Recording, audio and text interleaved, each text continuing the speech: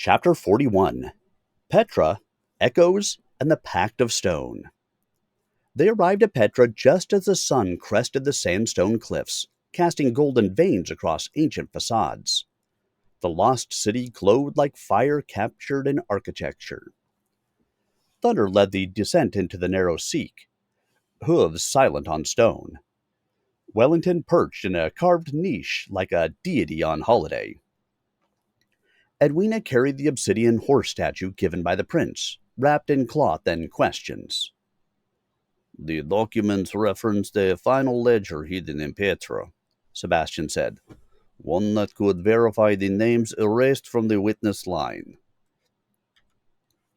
Tabitha added, "It also mentioned a pact, one last vow between riders and rulers." They found the chamber at midday, hidden behind a false column near the monastery. Inside, dust, silence, and carvings. The walls bore symbols from every culture they'd encountered: hoofprints, rivers, stars, riders. Lewis pointed. "There, the original seal of the pact, undisturbed." Lady Elizabeth traced her gloved finger across a phrase written in Nabedian script. "The horse remembers what the crown forgets." Edwina placed the obsidian figure on the altar at the room's center. A mechanism clicked. The floor shifted. A drawer opened. Inside, a scroll, tightly rolled, bound with human hair. Tabitha unrolled it gently. "It's a final oath, a forgotten signature. Belmonte."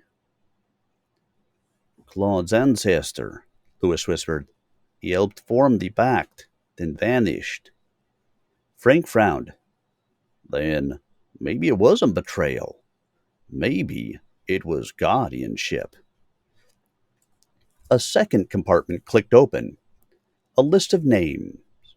Riders from every continent. "These are the real keepers," Edwina said. "The ones who rode without fame." Lady Elizabeth smiled. "And the ones who never stopped." They sealed the chamber behind them, leaving the scrolls intact. That evening, they camped in the open. Thunder grazed. Wellington stalked scorpions. The sandstone cliffs whispered. "We've reached the beginning," Edwina said, "but not the end." Lewis turned to Elizabeth. "Then what are we now?" She leaned into his shoulders. "Witnesses, riders, and possibly us." Wellington purred. Stars prickled the desert sky. The pact was no longer broken. It had been renewed, by fire, by hoof, and by vow. Chapter 42 The Message in the Marrow and the Return to Rain. They departed Petra under a sky that felt newly carved. The desert had spoken, and now it was time to listen elsewhere. Their next destination? The Orkney Islands. Tabitha had discovered an ancient Norse journal among the sanctuary scrolls referencing a storm rider and a message buried in stone. "The coordinates led to a burial cairn older than any of us can date," she said. "Possibly even older than Wellington, though he'll deny it." Thunder boarded a specially prepared ferry with royal escort. The prince had privately ordered customs waived and tea delivered. Edwina read the weather report. Storms incoming. Fitting. When they arrived, the wind howled across moss-covered cliffs. They were met by a folklore archivist named Ilsa, whose first words were, "The horse is here, then. The stones have waited." She led them to the Ring of Brodgar, where mist clung to the monoliths like secrets. A shallow mound nearby had recently shifted. Beneath it, bones. a skeleton buried with a stone bridle, and a scroll tube sealed with wax. Tabitha handled it carefully.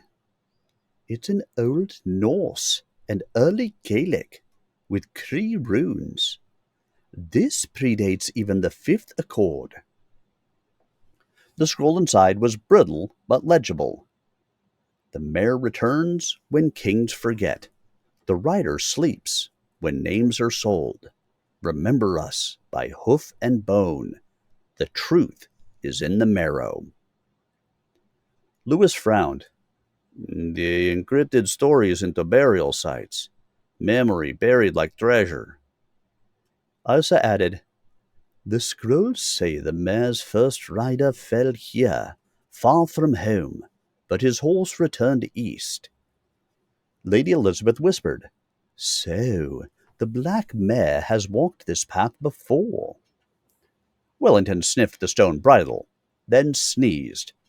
A puff of dust revealed a pattern, stars arranged to mirror the sanctuary ceiling. It's all connected, Edwina said. The pact, the witness line, the stars. They spent the night in a coastal stone house, rain slashing at the windows. Lewis and Elizabeth stood by the fire. Would you ever stop riding? He asked. She shook her head. Not if you're riding with me. In the morning, they buried a new scroll, written in all their hands, sealed with a clay stamp from Cairo, buried in the cairn. So they'll know we remember, Sebastian said. And that we came back, Frank added. Thunder stepped forward and pressed his hoof gently into the moss. A seal, a message, a promise. And somewhere, beneath cloud and salt, the black mare ran, waiting for the next truth to carry. Chapter 43 Cathedrals of Code and the Bell That Remembers. Spring followed them south to Edinburgh, where church spires pierced the fog and every stone seemed to whisper. They were here not to preach, but to decode. The archives of St. Giles had recently unearthed a forgotten chamber sealed beneath its crypts, found only when a choir boy's sneeze triggered an echo in the wrong direction. Sebastian and Tabitha led the investigation, joined by an archivist named Malcolm, who wore tartan with authority and carried a shepherd's crook for navigational charm. The space hasn't been opened in over 300 years, he said, adjusting his spectacles. But the bell in the tower rings differently when the mare is near. Lewis raised a brow. You're saying the black mare changes acoustics? I'm saying the bell remembers. The entrance lay behind the Lady Chapel. Edwina pressed the clay seal from Cairo into a keystone. It clicked. A stairwell descended beneath the chapel, spiraling into damp memory. At the bottom, a vaulted chamber lined with brass plaques, dusty tomes, and an altar shaped like a horseshoe. Tabitha gasped. Look at the inscriptions. 6 languages, 5 centuries, and 1 repeating symbol. Wellington hopped onto the altar. One paw tapped a brass tile. It swung open. Inside, a vellum scroll and a silver bell clapper. The scroll bore a phrase. To those who ride with purpose, the sound of truth must ring where lies echo loudest. Edwina read it aloud. Thunder, above ground, neighed once, as if in answer. Frank arrived, drenched from a rooftop survey. There's a symbol etched into the base of the bell. You'll never guess. The witness seal? Sebastian asked. And the mare, Frank confirmed, side by side. Lewis held the clapper. They left this here not just for record, but for resonance, a sound only the right rider would recognize. They returned to the bell tower. At the hour of dusk, Edwina attached the clapper. She rang it once. The tone shimmered through stone and steel and soul. In the market square, pigeons froze. Horses looked east. Children paused mid-run. And far away, in London, the Queen looked up from her desk and smiled. Lady Elizabeth stood beside Louis. He whispered, "That sound, it felt like a beginning." She nodded. "Or a call to ride once more." Wellington stretched luxuriously. Thunder, down below, pawed the earth. The bell had rung, and now the world would listen. Chapter 44. The Song Beneath Windsor, and a Letter from the Queen. By the time they returned to England, early summer bloomed like forgiveness. Maplewood shimmered with lilac and mischief, but the summons was clear, a discreet invitation bearing the royal seal. "Her Majesty wishes to speak privately," Edwina said, tucking the note into her satchel. "No pomp, no pageantry, just Windsor." They arrived at the castle's private entrance, greeted by a single butler and a tray of shortbread with a tiny paw print pressed into one. "Wellington's already made contact," Frank whispered. In the Queen's solar, they found her alone, wearing a shawl embroidered with galloping horses and an expression unreadable to most, though not to Thunder, who nuzzled her hand gently. "You've stirred things," the Queen said, motioning them to sit, "and not all the right people are pleased." "We didn't aim for popularity," Edwina said, "only the truth." "And truth," the Queen replied, "is rarely popular." She passed them a bundle of old letters, royal communications long thought destroyed. "My grandmother was one of them," she said quietly, "a silent rider. She carried secrets between kingdoms on a horse they never dared name." Tabitha unfolded a page. "This is sanctuary ink. It predates your coronation." "It predates the monarchy as we know it," the Queen corrected, "which is why it frightens some." Louis bowed slightly. "And yet you called us." "Because you've done what I could not," the Queen said. "You made the story heard, and now it must be sung." She handed them a scroll. "One final vault lies beneath Windsor Chapel. The choir sings above it. The song is the key." Lady Elizabeth blinked. "A hymn?" "A map," the Queen said, "in music." That night they stood beneath the chapel as a children's choir sang a forgotten piece called The Rider's Lament. Thunder stood motionless. Wellington curled on a pew. The final verse echoed, and a section of floor shifted open. Inside, a chest of scrolls, stamps, and a set of reins. "These were passed down from rider to rider," Sebastian said, "and meant to return only when remembered." Edwina placed the chest into the Queen's hands.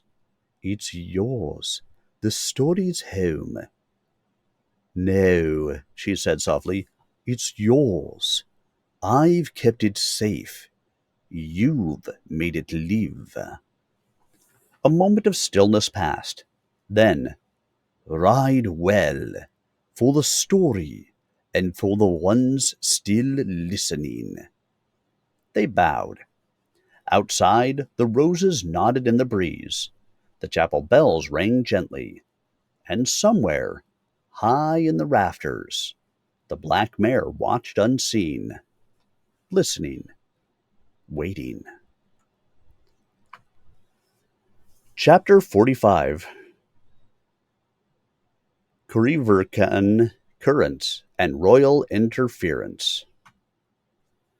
The Highlands welcomed them with sullen skies and a silence too profound to be empty.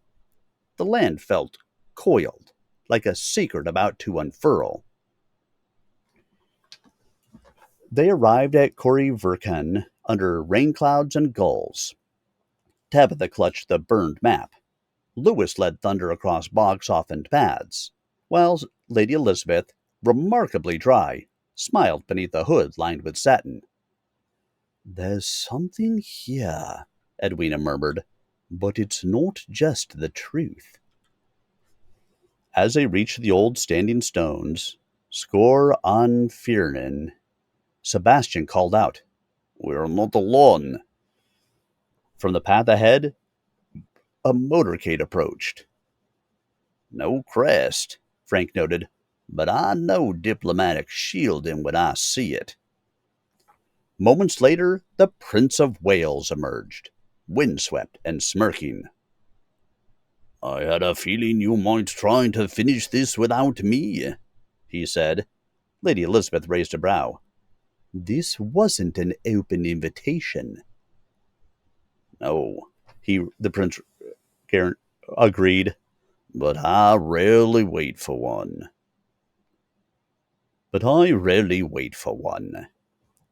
Lewis's expression was unreadable as the prince approached. Thunder shifted between them. The cloaked guardian stepped from the stone ring, same as before, older than any of them, holding a coal black feather and a scroll. "This is not yet the end," she said. "You must carry what's unfinished." She handed Edwina the scroll, whispering in a language they all half understood. The prince took Lady Elizabeth's hand. "Come with me. I want you to see what the crown now keeps hidden." She hesitated. Lewis stepped forward. "She is with us. We share the burden." "But perhaps she doesn't want to share," the prince countered, smiling coolly. Elizabeth looked between them. Lewis, steady and certain. The prince, bold and brilliant. "I'll ride with both," she said calmly, "until the truth decides." Wellington let out a decisive sneeze. Tabitha turned to Edwina. "We'll need more tea and a neutral witness." Edwina nodded. "The cat will preside." As the scroll was unfurled, the rain stopped. A shaft of sunlight fell across the circle. "Where loyalty divides and truth is tested, let hoof and heart be weighed not in gold, but in what remains when silence ends." Sebastian whispered, "This was meant for now." They made camp that night beneath the cairns. Lewis sharpened a penknife. The prince whistled a Highland tune. Elizabeth tended to Thunder with careful hands. "So much history," she whispered. Lewis passed her a blanket. "And more waiting." The prince poured her tea. "Then let's ride into it, together." Her eyes flicked between them. She didn't answer. The wind rose, and far on the ridge the black mare stood, no longer alone. There were riders below, and one of them would carry her next memory.